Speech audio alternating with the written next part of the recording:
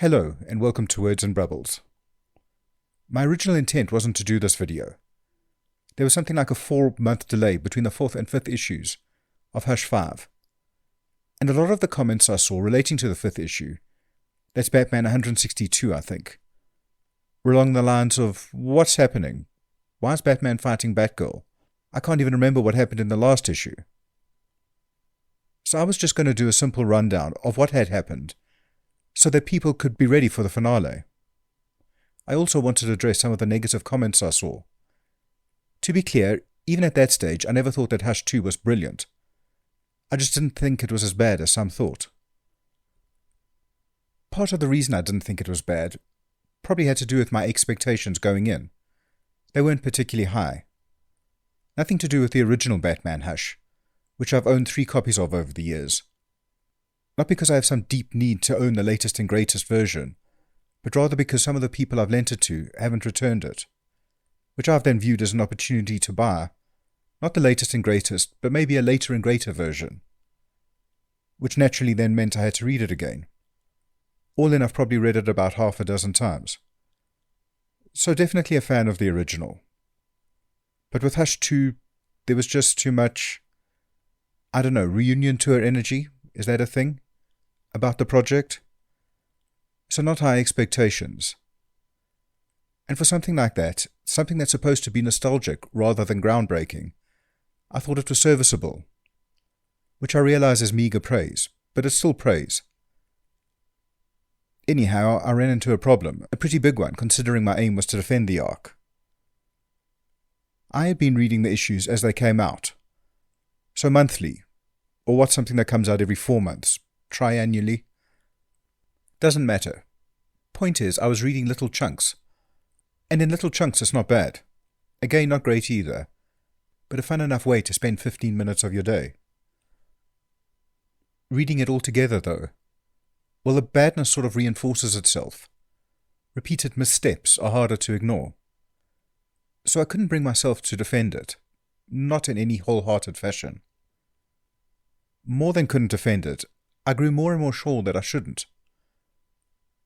From the start, people were saying that it was nothing more than a cash grab. Something I initially wished to refute because, I don't know, doing something like this just for the money seemed, well, on some level, unthinkable.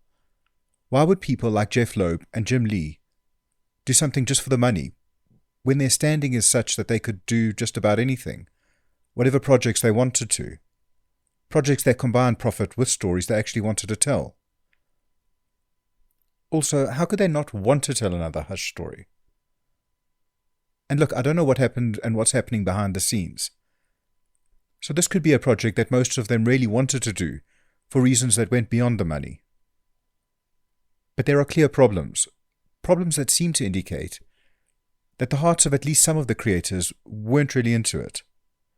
Things like, well, the 4-month delay in the middle of the series, but also just the general carelessness with which the story is told.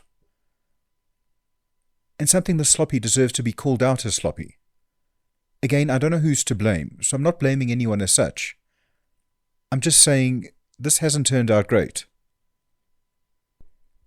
Now, part of the reason for that appears to be lack of effort. But there's another part, a problem or problems, that hinder the story throughout. And they would, no matter how much effort was expended. Somewhere towards the end of this video, I think I'll give my thoughts on that, on why it didn't work out as well as it could have as a whole. I say as a whole. The final issue still hasn't been released. It should have been, but it too has been delayed, which is unfortunate because I'd like to have covered it here. But if I wait, who knows how long I'll be waiting. They say it'll be another month, but I don't know how much stock should be placed on that. The good news, I suppose, is that means that this video can still be used as a primer for that last issue, should anyone still wish to read it.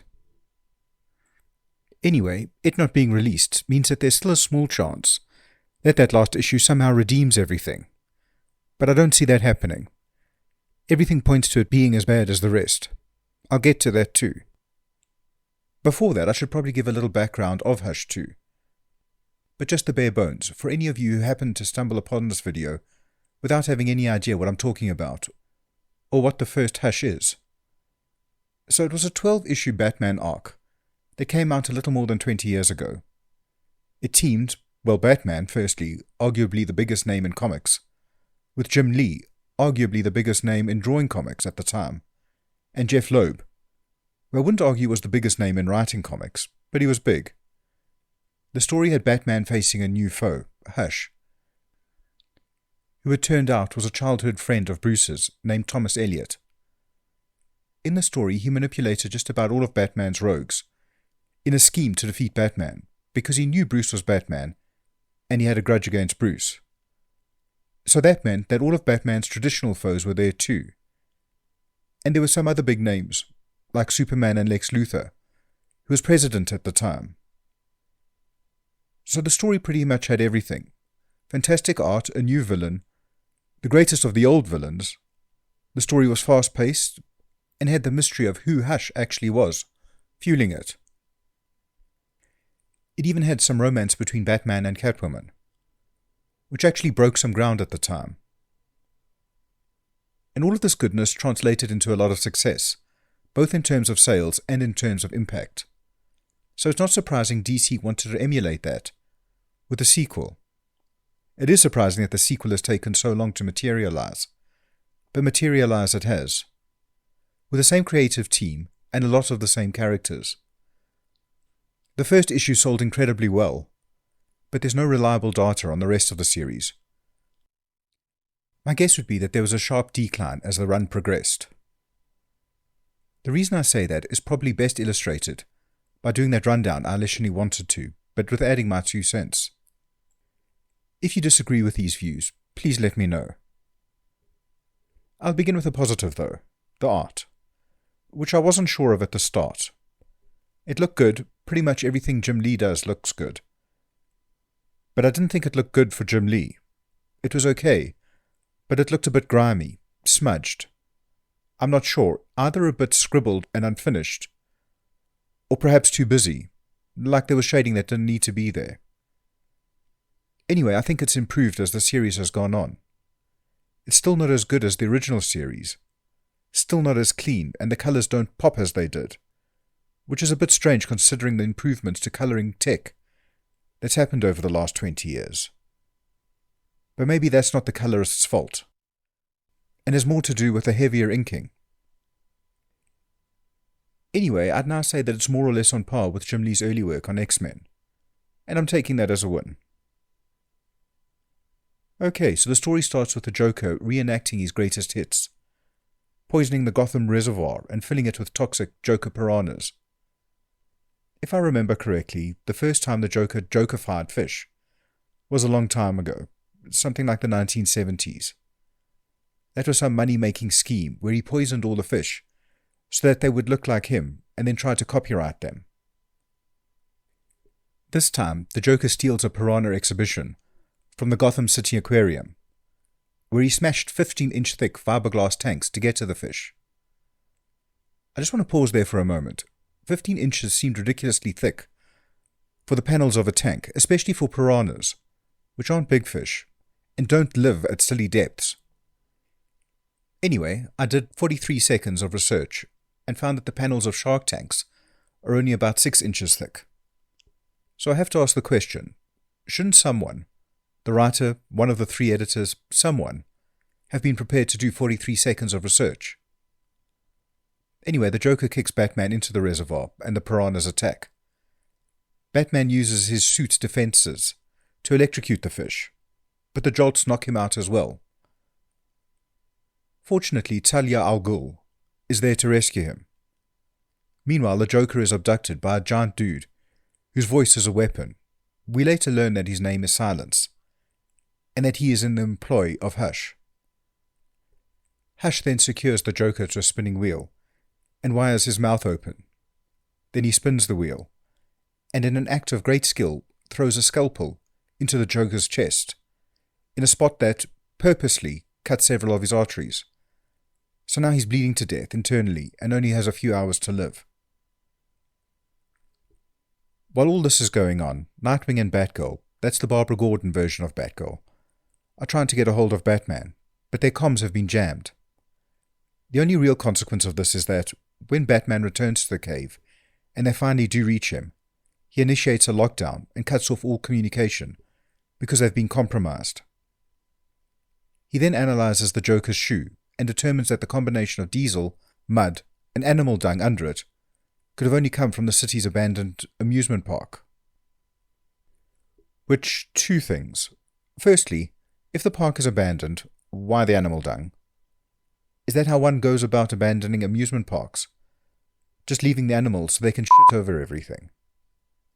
And even if that is, are the authorities just cool with feral donkeys or whatever, milling about these tracts of vacated land? Secondly, are abandoned amusement parks actually a thing? I mean, they might be. I've just never seen one. And it sometimes seems that Gotham could reduce its crime by about 20% if they just did something about them. Anyway, Gotham doesn't, so now Batman needs to overcome the booby traps and creepy House of Mirrors shenanigans that invariably come with abandoned amusement parks, on his way to reaching the Joker. When he does, there are screens highlighting the Joker's crimes, showing what he has done to Jim Gordon, Barbara Gordon, and Jason Todd. Accompanying this is a recording of the Joker's voice, saying that Batman has a choice to make. He can leave the Joker to die, nobody would know, or he can try and save him. I say recording, but I assume both the audio and the video are AI generated because I have no idea how Hush would get the genuine article. Batman chooses to save the Joker. He takes him to his old ally, Dr. Leslie Tompkins, for her to try and save him rather than taking him to a hospital, because Batman feels that Hush wants him out in public with the Joker. So Batman gives the Joker something to keep him in a medically induced coma, and Leslie gets to work. She does save him, but understandably can't keep a comatose supervillain in a small clinic. So Batman takes him back to the cave, which is where the Red Hood gets the drop on him. He can't believe that Bruce went to such lengths to save someone who caused so much misery, including what he did to Jason, the Red Hood, himself, in the Death in the Family storyline. Anyway, they fight. Bruce wants to make sure that it's actually Jason under the mask, because Hush had Clayface pretending to be the resurrected Jason in the first Hush storyline. So Batman takes Jason's gun and shoots him. He just wants a glancing blow to the mask, so that he can see who's beneath it. Now I have a huge problem with this. Not only is Batman extraordinarily opposed to using guns because of what happened to his parents, but it also just seems incredibly careless. I mean, I know it's Batman, and despite hating guns, he's trained himself in their use. But just how many things could go wrong here is staggering. And he's doing this to someone he's supposed to love, like a son. Someone who there are dozens of stories about him feeling huge amounts of guilt over the Joker killing, including this one, by the way, where there's a panel like this, with Batman saying, "I should never have put you in harm's way," 2 pages after just shooting him in the face, because he was impatient and wanted to know if it was really Jason. I'll get off this shortly, but before I do, this whole fight, this whole storyline, is happening because Bruce thinks that all life is sacred, even the Joker's. How does he reconcile that sentiment with shooting friends in the face? I can't even begin to guess. Another point, one that seems almost insignificant when compared to Bruce abandoning all his principles, but one which I nevertheless feel that they should have caught, is how does seeing Jason's face prove that it isn't Clayface pretending to be him? Okay, I'm going to take a deep breath and move on. Unfortunately, I'm going to move on to something else that annoyed me about this encounter. Bruce telling Jason that he, Jason, is not actually angry at the Joker, that the Joker was only a blunt instrument, like the crowbar that he repeatedly hit Jason with. I mean, what? Jason shouldn't be angry with the maniac that murdered him. Surely if someone murdered you, you're entitled to be angry. Also, what does he even mean about the Joker being a blunt instrument? Whose blunt instrument? It's like nobody proofread this. If they had, I'm sure they would have said, wait a minute, this doesn't make sense. Anyway, in the end, Jason clocks Batman, knocking him out. When he wakes up, he sees that Jason took the Batmobile and the Joker, leading Batman to believe that Jason is working with Hush because if he weren't, he would have just killed the Joker. That suspicion is confirmed when Bruce watches the cave security footage and sees Hush with Jason. Jason wants to finish the Joker, but Hush stops him, throwing a scalpel into the barrel of his gun, saying that they still need him. There's a bit of a confrontation where it's revealed that Jason's brain is deteriorating after what the Joker did to him, that the Lazarus Pit wasn't enough to heal him completely, which seems like it should be a storyline from 15 years ago. In fairness to Loeb, he does go out of his way to obscure when the story is supposed to have occurred, doing things like not referencing recent story arcs and calling Batman's headquarters the Cave rather than the Batcave, leaving it to the reader to infer whether these events occur after or before Bruce lost Wayne Manor. So I suppose it could be that these events are happening back then, but I've read nothing that confirms this. Possibly a more likely scenario, and one put forward by a number of those online critics I initially wanted to defend this against, is that Loeb didn't reference these recent storylines, because he simply couldn't have been bothered to read them. Back to the story. Batman finds a Damascus steel scalpel Hush left in the cave. This leads him to Wayne Med Tower, where the scalpel was made. There he finds an employee working late who calls herself Armory, who then attacks him. We learn that she is a patient of Hush's. I'm not sure if patient is the right word exactly, because what he did was implant a responsometer in her. That's the same device Dr. Magnus implanted in various metals, to animate them and give them consciousness, thereby creating the Metal Men. Anyway, it allows her to control metal and turn her arms into blades, which looks very similar to what an earlier Jim Lee creation, Warblade, did. The blade arms aren't enough, and Batman gets the upper hand. But that's when Silence, Hush's henchman we met earlier, steps in. Batman realizes that Hush is making his own superhuman allies. He also realizes that the hypersonics Silence's voice emits is of his, that's Batman's, design, which means that Bruce has a failsafe to protect himself against the weapon. An audio block in his cowl, which he switches on. Unfortunately, Silence is still a pretty huge dude, and according to Batman, punching him is like hitting a brick wall. This is when Damian arrives with Bane, and the two big men slug it out, until Hush reveals himself, holding a scalpel to Damian's throat. Batman offers to trade places with his son, but Hush rejects the offer, saying, and I quote, "Why would I trade this rook for your king now?" Which is just a really stupid question or a bad analogy. Asking, why would I want to take your king in a chess analogy, when the whole fucking point of chess is to take your opponent's king, is asinine. I'd like to swear a little bit more here, but placing those bleeps in the right spots is a pain in the arse, so I won't. But I have to ask about this being proofread again.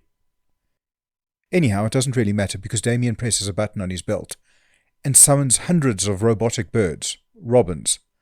I just didn't say robins because robotic robins might make you think of hundreds of robotic Damians. The birds attack Hush and Silence, and they're soon aided by Batman and Bane, who press their advantage. So Hush, Silence, and Armor flee. With them gone, Batman asks Damian about Bane. Bane replies that he owed Damian a favor, which okay, fine. Damian says that he broke Bane out of Blackgate Prison to help, which, okay, not so fine. There are about a dozen former Robins, Batgirls, and the like running around in Gotham. There's the Justice League and the Teen Titans, and I don't know how many other superhero teams that Batman and Damian have worked with. There's Damian's mother, Talia, which is where he got those robotic Robins he's just used from. And there's the League of Shadows, who work for her. And with all that, Bane is the guy Damian goes to for help. The guy who snapped Alfred's neck in front of him. A guy he then had to go to all the trouble of breaking out of Blackgate. A guy who, if he escaped, could make fighting Hush look like a walk in the park.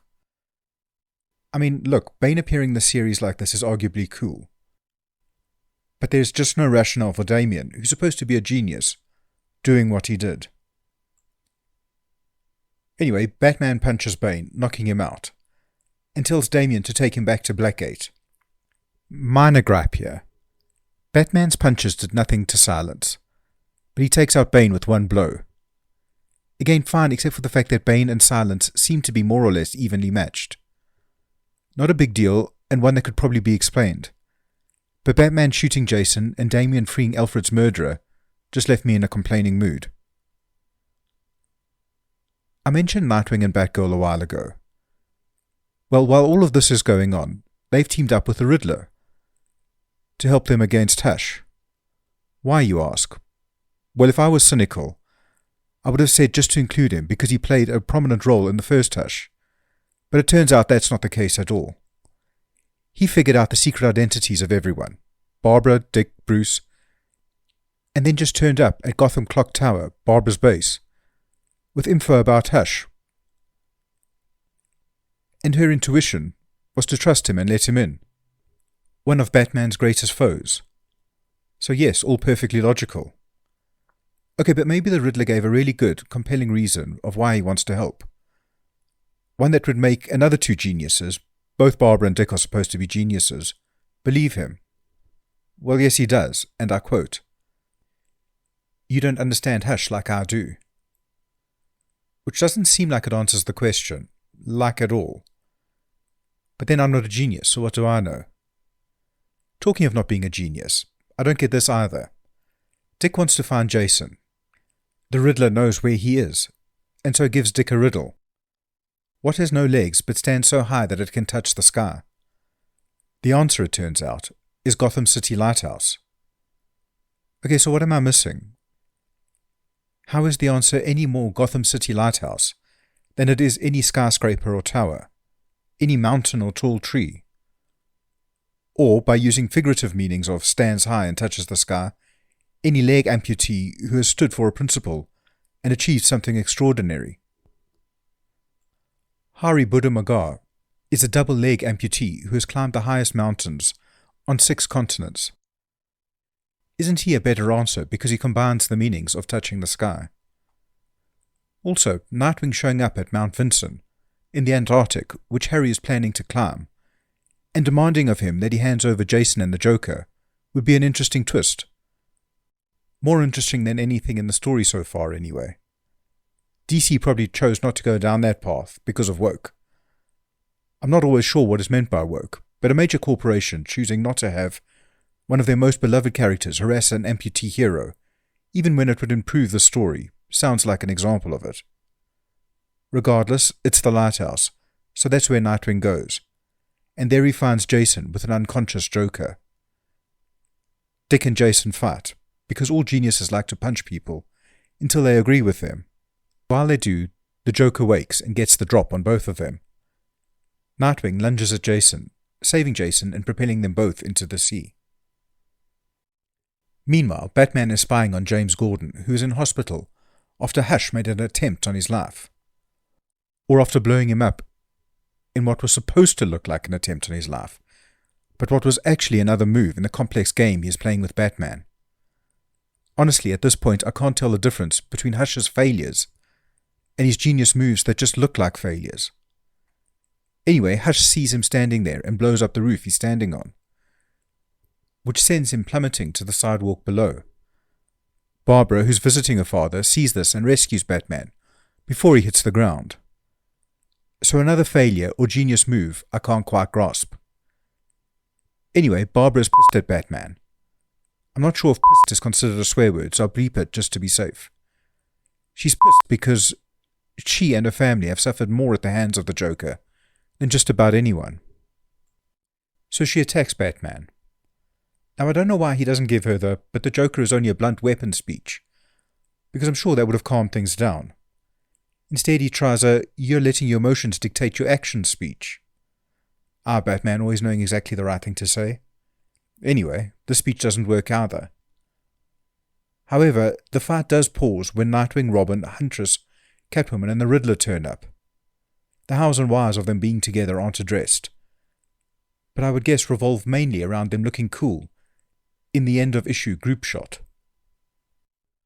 Okay, so there's a momentary truce in which Nightwing tells Batman to step away from Batgirl.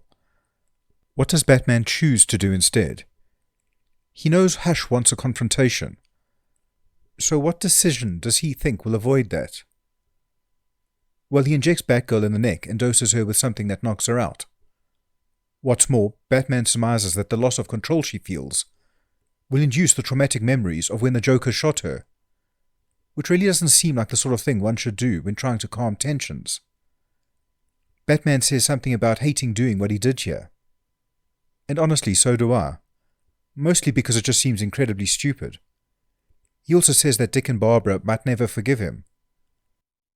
Here, I think he may be in more luck, because I would guess the powers that be at DC will want us to forget this episode as soon as possible, and so probably won't mention it again.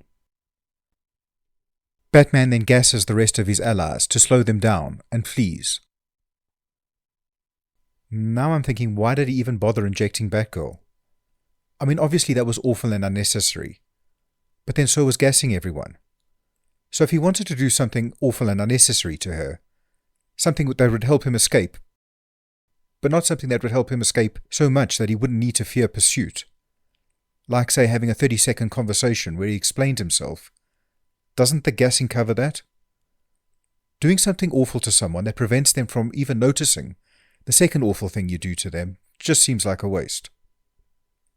Anyway, he flees, but Catwoman manages to follow him and catch up. All she wants is a conversation, so there's a couple of pages of that. Nothing important is said. Bruce takes no responsibility for his actions. Then Damian finds them, snares Bruce, pulls him from the church he was in, and drags him along the road, shouting yippee-ki-yay as he does so. Which, look, I don't think that this was an action that needed to be taken. But even if it did, is glee the right emotion when he's potentially disfiguring his father and destroying private property? It might have been in the early days of Damian, but a lot of creators have put in a lot of time into maturing the character since then. Damian's joyride is cut short when the Riddler severs the rope linking Robin's bike and Batman. And one of the loose ends of said rope then thwacks Robin. The Riddler, stronger than he should be, then starts beating Batman. So a betrayal. Who could have possibly seen that coming? Well, maybe a betrayal. But you have to remember that all of Batman's allies are trying to beat him up at this point.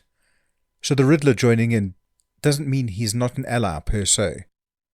Regardless, Batman discovers the Riddler is wearing an exoskeleton that echoes his, that's Batman's fighting style. Batman then deals with him. The whole fight takes less than a page. Which means if it were a betrayal, the Riddler, another genius, had all of Batman's info, knew he was Bruce Wayne, knew the secret identities of all of Batman's allies, etc.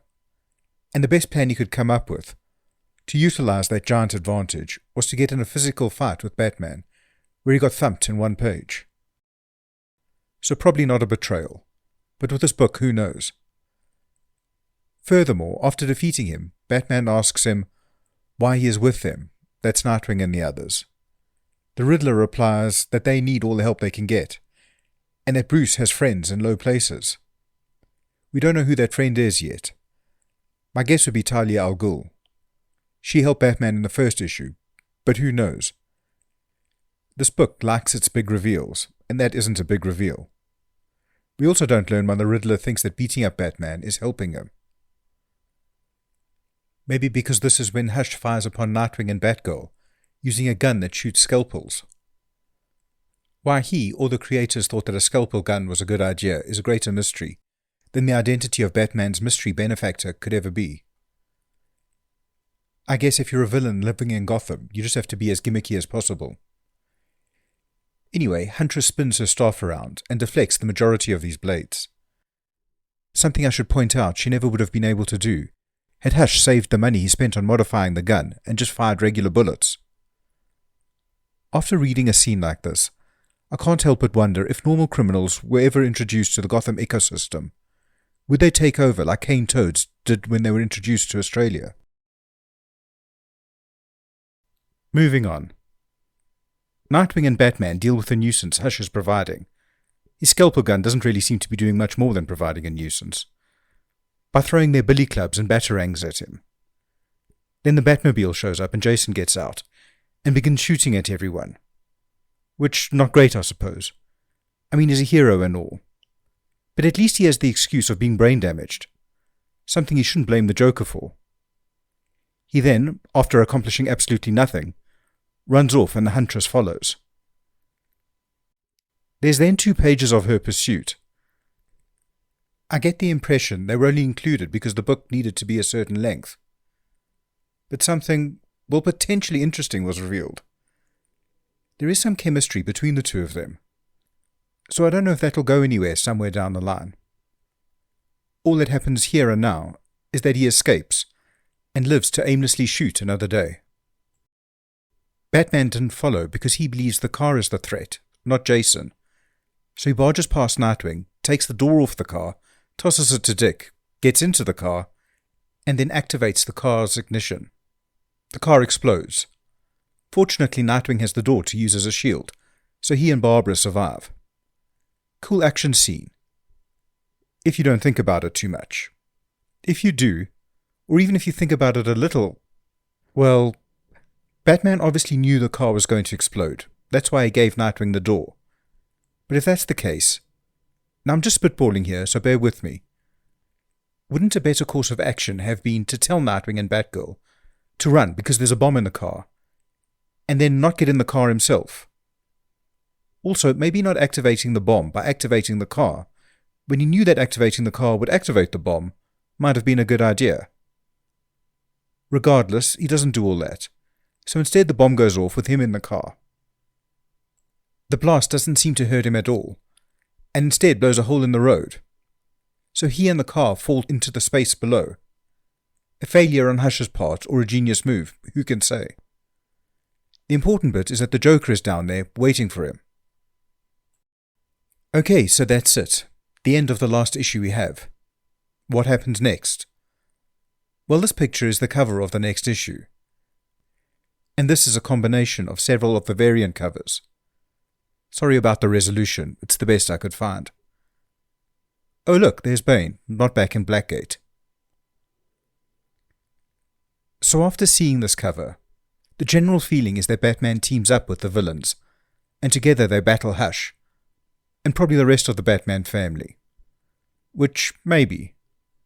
The Joker, or one of the others, or all of the others, could be Batman's mysterious benefactor.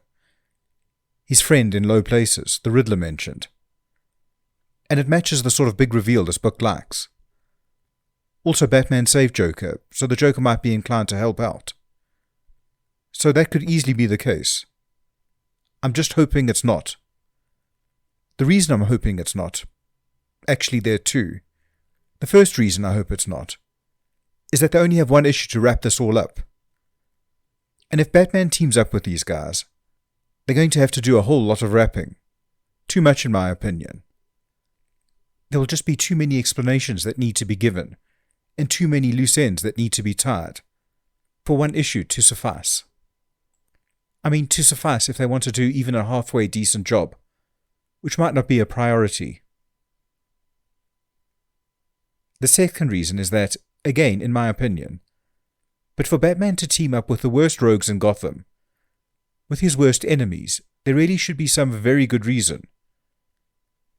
If, I don't know, Darkseid was coming to take over the Earth, and the only way he could be stopped was for Batman to team up with the Joker and Bane, and the rest of them, then fine. It makes sense that they team up. If Ra's al Ghul was going to blow up all of Gotham, then yes, I can see that it's in all of their interests to team up and stop him. But with this story, well, what even are the stakes here?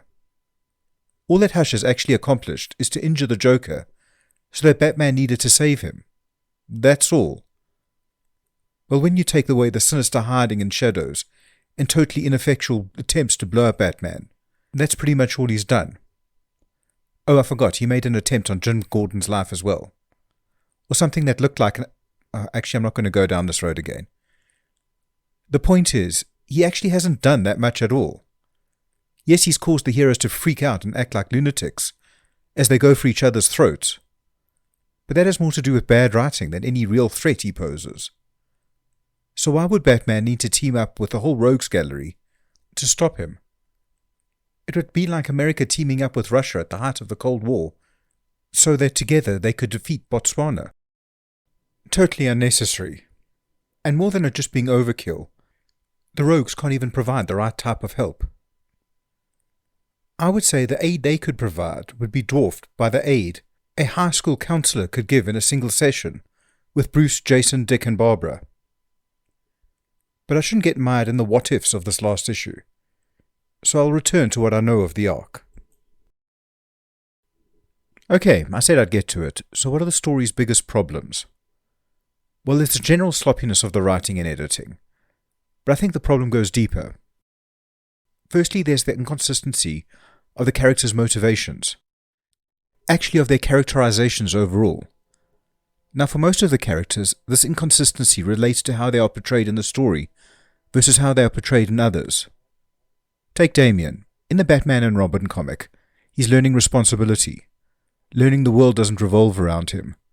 He volunteers at the hospital and has thought of following in Thomas Wayne's footsteps and of becoming a doctor so that he can help people. He was distraught when he was mean to a little girl, and then she was injured in an attack. And then Damian wasn't sure whether or not she would wake up. This is a far cry from the character who shouts yippee-ki-yay as he drags his father along the streets. But in this book, in Hush 2, well, I can believe that the yippee-ki-yay buffoon is the same buffoon who released Bane. So it's internally consistent, even if what's internally consistent isn't great. With Batman, however, the characterization is all over the place within this one story. And his motivations change from scene to scene, but then I remembered the scene with him and Jason in the cave, shooting Jason one moment, bemoaning how he should have protected him the next. So his motivations change from page to page.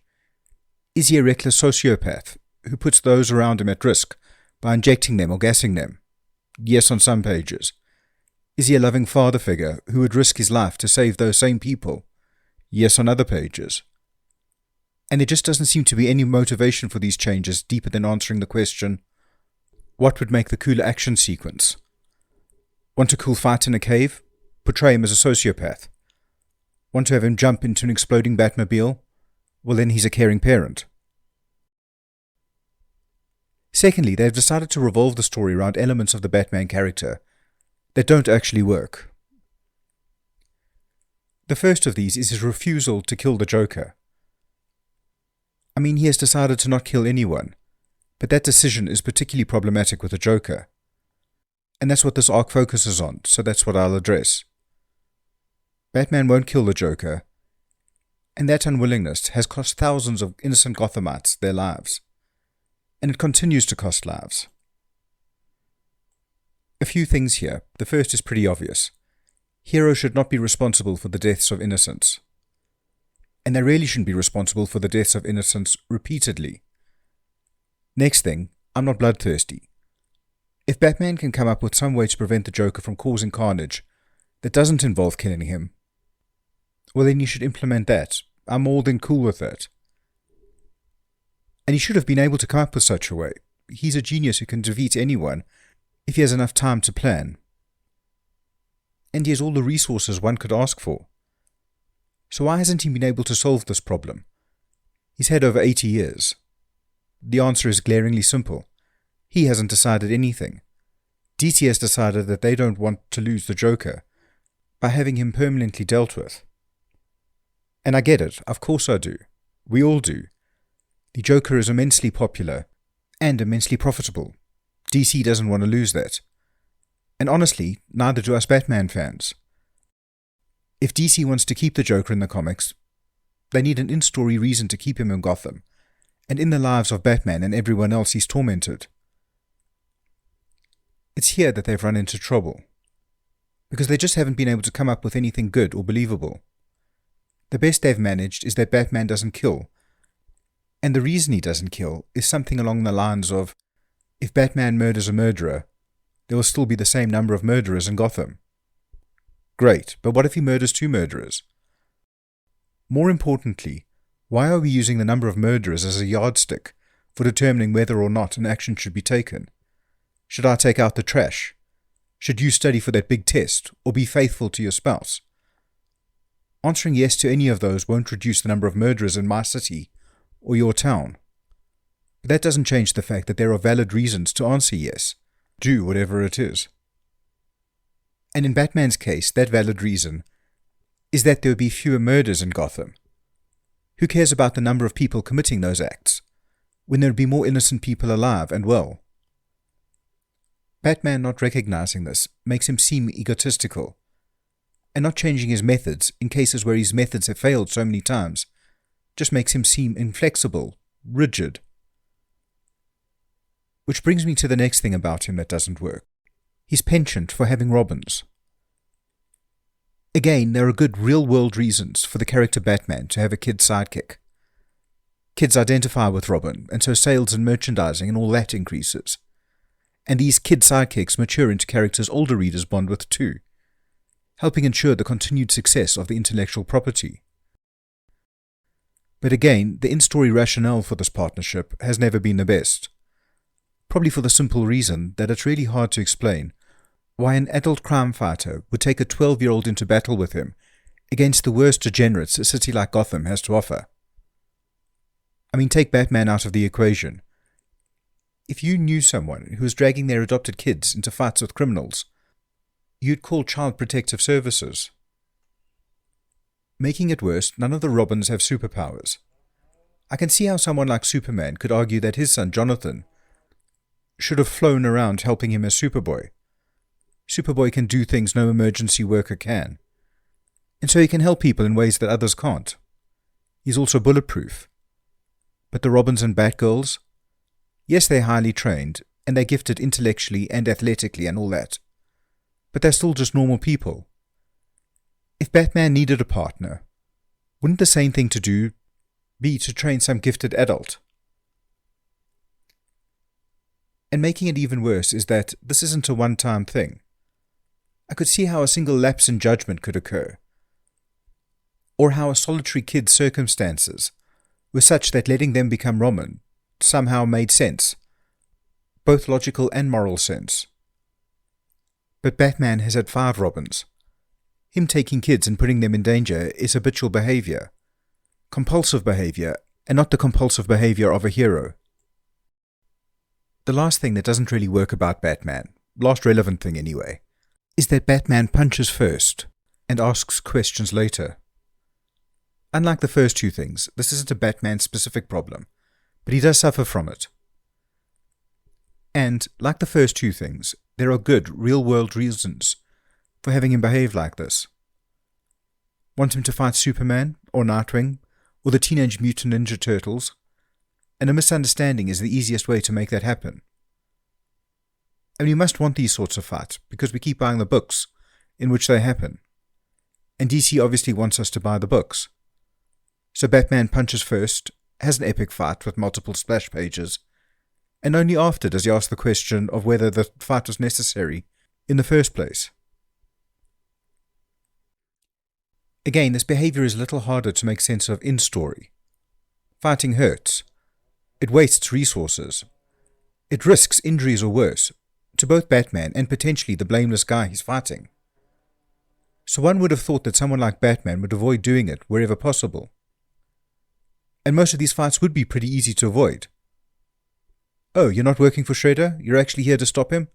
Hey, me too. Let's not punch each other.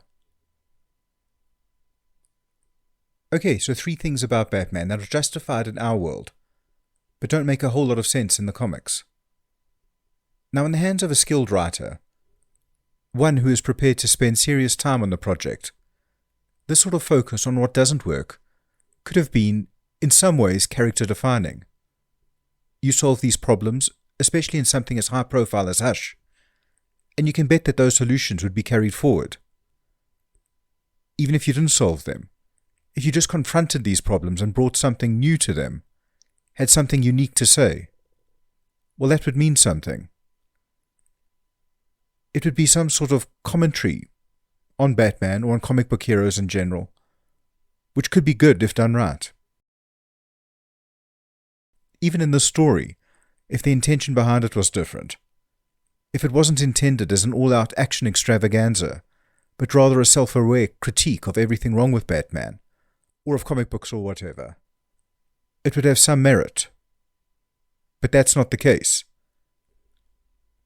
Loeb seems totally oblivious to the fact that he's swimming in such dark waters.